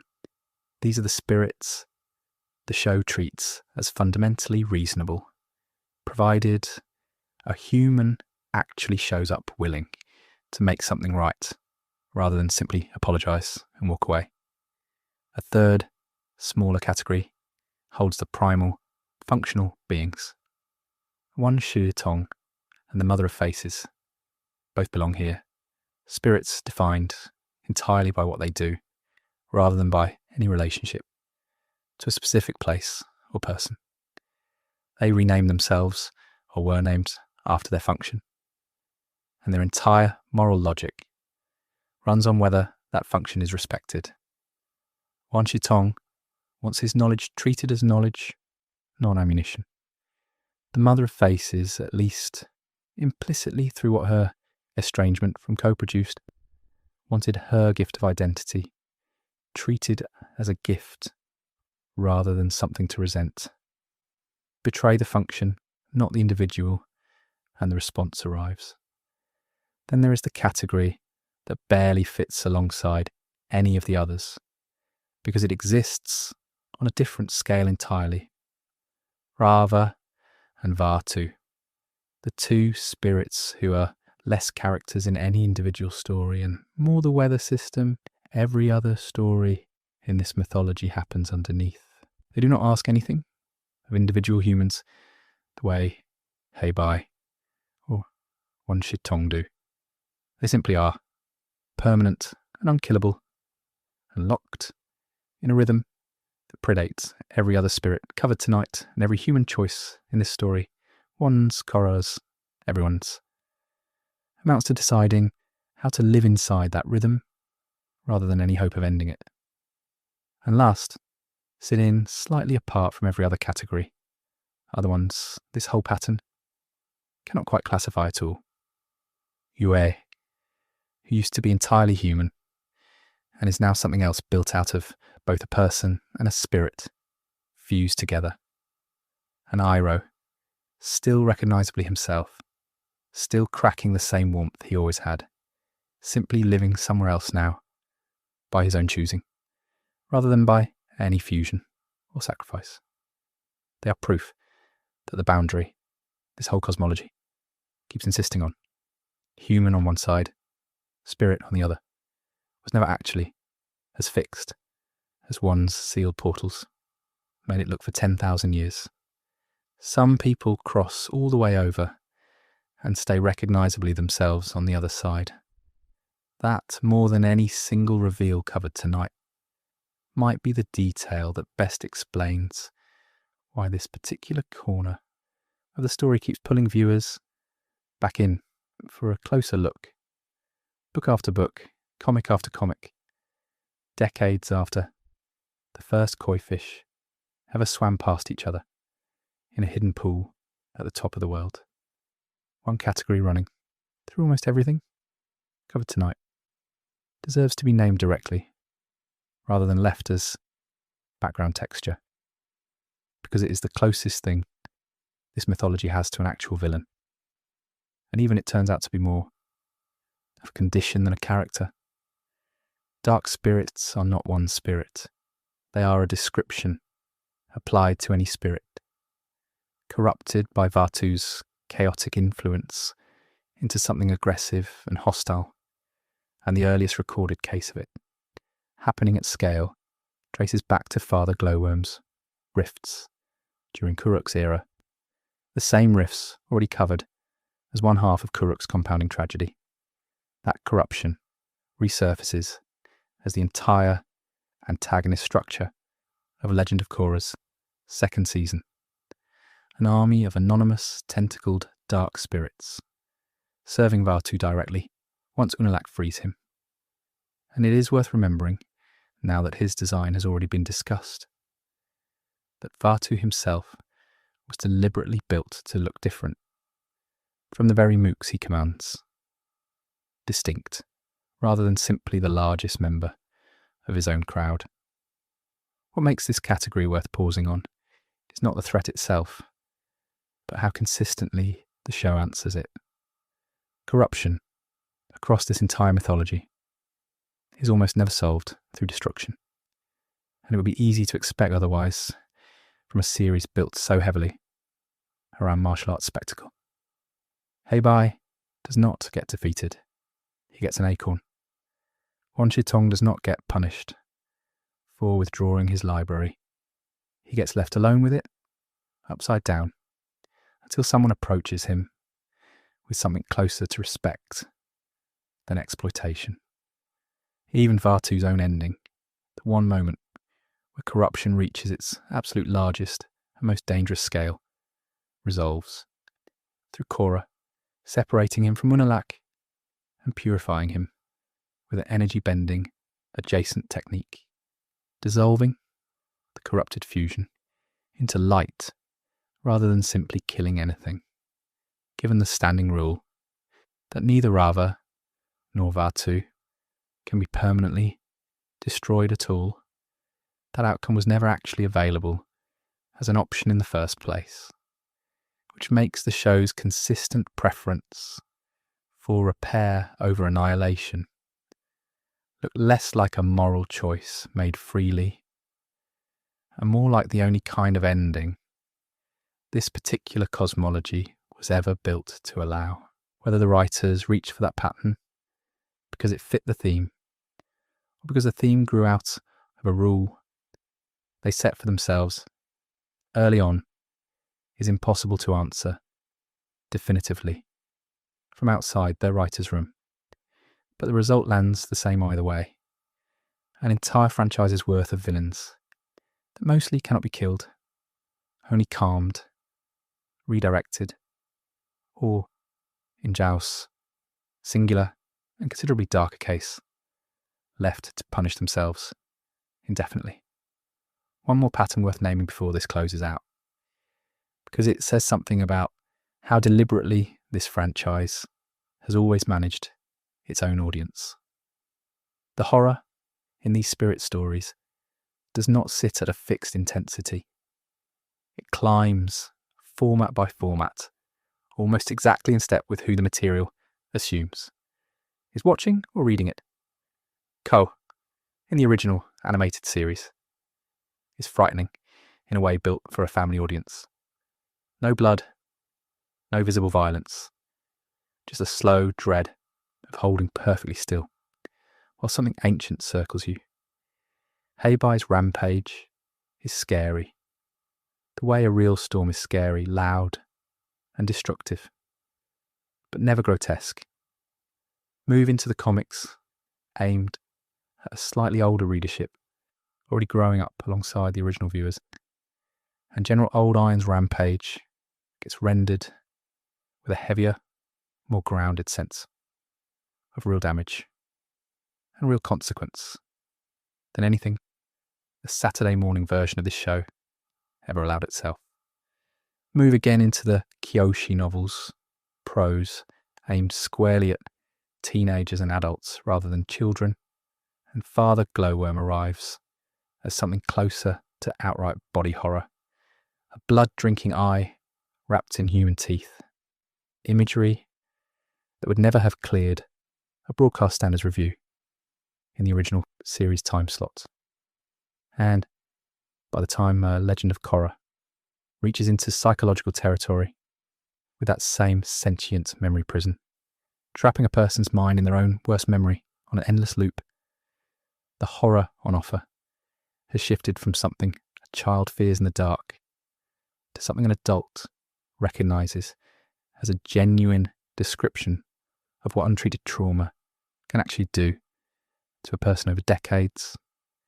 None of that progression looks accidental once you line the 4 formats up side by side. It reads like a franchise that grew up in step with the people who never stopped watching it, trusting its audience with slightly sharper material every time it returned to tell another piece of this same story. There is something fitting, honestly, in ending a video like this one on a mythology that keeps refusing to close itself all the way. Every other kind of story eventually runs out of loose ends worth pulling. This one keeps generating them on purpose. A founding myth that took a spin-off show to finally tell in full. A villain's fate that took a second series to resolve. A rule about lion turtles that a set of novels went ahead and complicated years after anyone thought the rule was settled. It is the kind of world that rewards coming back to it, not because it withholds answers out of spite, but because it was clearly built by people who kept finding more of it worth telling, one format at a time, long after the easier, more commercially obvious choice would have been to simply stop. Underneath every single crossing this video has covered sits one original template nobody else in the story ever quite gets to repeat cleanly. And it belongs to the very first avatar. One did not just gain access to the spirit world the way a meditating monk or a solstice traveller gains access to it. Temporarily, conditionally, with an exit built into the arrangement from the start. Raava's essence fused with his permanently, which means the avatar, from that first harmonic convergence onward, is not a human who can visit the spirit world. The avatar is the actual living proof that the boundary between the two worlds was never as absolute as one's own sealed portals made it look for the following 10,000 years. Every other boundary crossing story this video is told turns out to be measured, whether the show says so directly or not, against that first template.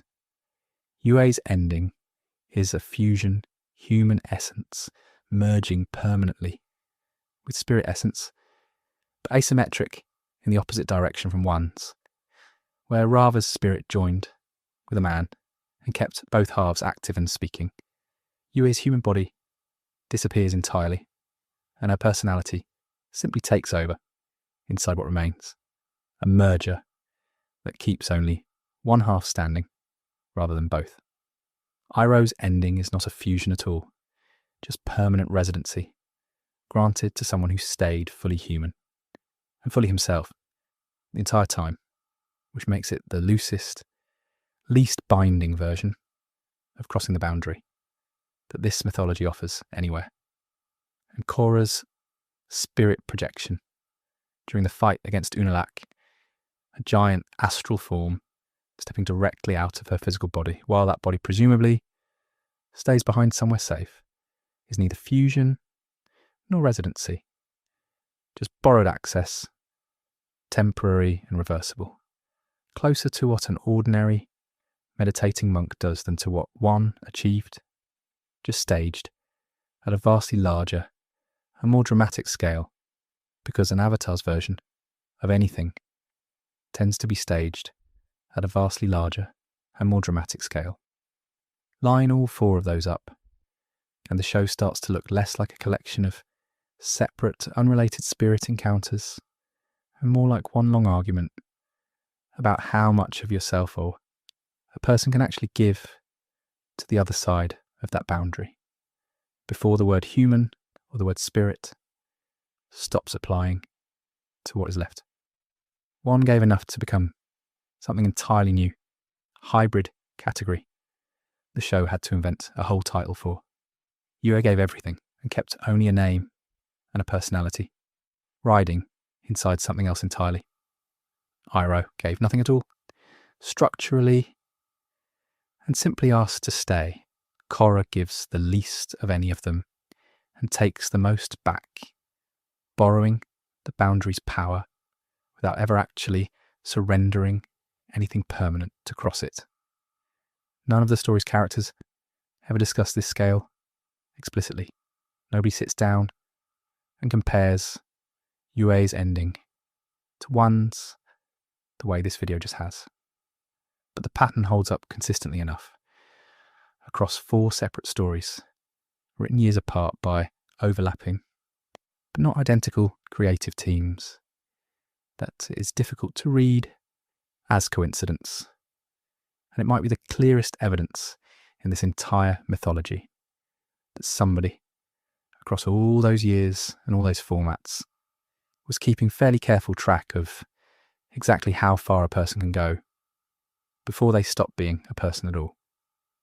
That kind of internal consistency held across decades and multiple creative teams and at least 4 different storytelling formats is not something a show accumulates by accident. It is something a show earns only if enough of the people making it across all that time kept treating even the smallest corners of this material. One owl's name, one demon's musk, one child's bargain over a single acorn. It's worth getting exactly right rather than close enough. A lot of the audience that grew up on the original broadcast has, by now, gone back through all of it more than once. And what tends to keep pulling people back is rarely the plot they already remember. Beat for beat is exactly this layer, the one sitting underneath the plot the whole time, waiting for someone old enough, or patient enough, or simply curious enough to finally go looking for it. Go back for one last moment to the question this whole video opened on. What actually is a spirit in this world? The honest answer, now that all of it has actually been laid out side by side, turns out to be less tidy than a single definition, and more interesting for it. A spirit is a guardian who can be reasoned with, given the right gesture. A spirit is a predator who cannot be reasoned with at all, only survived. A spirit is a title a being gave itself after deciding its own function mattered more than whatever name it might have carried before. A spirit is, in exactly one case, anyone in this story ever managed. A human being who simply never stopped being one, even after choosing to stay somewhere. Humans do not usually get to stay. There is no single sentence that holds all of that at once without leaving something important out. And maybe that is the actual takeaway sitting underneath a video with a title as flat and confident as this one's. Every spirit in Avatar explained was never really a promise this video could keep in full. It was always going to be closer to an invitation, a map of where the doors sit, who has actually walked through them, and what it cost each of them every single time. There is one more thing worth saying honestly before this ends, because it is the kind of admission a video with a title this confident does not usually make. Even a survey this long has not actually reached the edges of what this franchise has built. What little material exists calls it a golden age of air nomad masters, the era that produced Avatar Sonam and her staff, the exception that ended up breaking the line total rule. This video leaned on early, and it is barely explored anywhere in the material currently available, a scattering of references pointing toward a much larger stretch of history that nobody has fully dramatised yet. The same is likely true of long stretches between one's era and Kuruk's, centuries this franchise has never bothered to fill in, presumably full of their own spirits, their own bargains, their own quiet tragedies. Nobody alive in Aang's time even remembers happened. A world built with this much care rarely turns out to be finished. Just because the credits rolled on one show or closed the back cover of one novel. It just means the parts left unbuilt are still sitting there, waiting for whoever eventually decides to go looking. Credit where it belongs before this closes all the way out. Brian Konietzko and Michael Dante DiMartino built the framework this entire video has spent its whole runtime moving carefully through. And what stands out most looking back across all of it is how little of the load-bearing material actually sits in the original series alone. The founding myth waited a full decade for a spin-off to tell it properly. A villain's fate waited even longer, tucked into a season most casual fans never got around to watching. A comic finally explained why the scariest thing in the whole franchise behaves the way it does. And a set of novels went further still, adding a name, an age, and a body count to a piece of history the animated show never even hinted existed. None of that reads as a creative team padding out a franchise for the sake of it, the way a lesser follow-up might have, chasing nostalgia with thinner and thinner material every time it returned to the well. It reads like two people, and the writers who joined them along the way, who actually believed the spirit world was worth the wait, worth spreading across 20 years and 4 different formats, rather than dumping into one overstuffed season, just to get it all out at once. If pressed to rank the formats themselves, purely as a matter of taste, rather than anything, the source that material settles for you. The original animated series still handles the spirit world best, and it is worth saying plainly why. It never explains too much. Koh gets no narration walking you through what he represents. Hey Bai gets no lecture about spiritual imbalance before the Acorn resolves everything. The show trusts a young audience to feel the weight of an ancient, half-understood cosmology without ever fully mapping it. And that restraint is exactly what later material, for all its genuine value, tends to sacrifice the moment it starts filling in the blanks. The comics do something the cartoon structurally cannot, giving Korra a mother and general old iron, an actual promise to break, and that grounding is worth having. The Kyoshi novels go further still, willing to let a spirit be simply monstrous in a way a children's broadcast never could, and Father Glowworm is stronger for it. Legend of Korra raises the stakes to a civilization-altering scale no single episode of the original series ever attempted, and Korra's choice to leave the portals open remains, on its own terms, the single boldest structural decision this franchise has made about its own cosmology. And the Netflix version, whatever else gets argued about it elsewhere, deserves credit for at least taking the spirit world seriously enough to restructure real estate around it, rather than treating it as a 2-episode detour. None of that changes where the origin trip still lands hardest.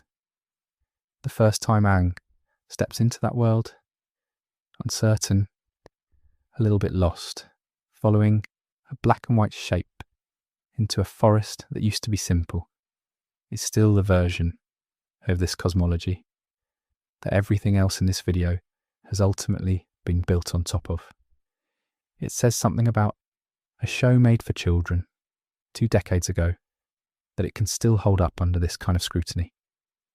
That a franchise built around a 12-year-old boy and his flying bison turns out to have a cosmology detailed enough to survive comparison with actual Hindu chakra tradition, actual Taoist symbolism, actual Chinese folklore stretching back 1,000 years.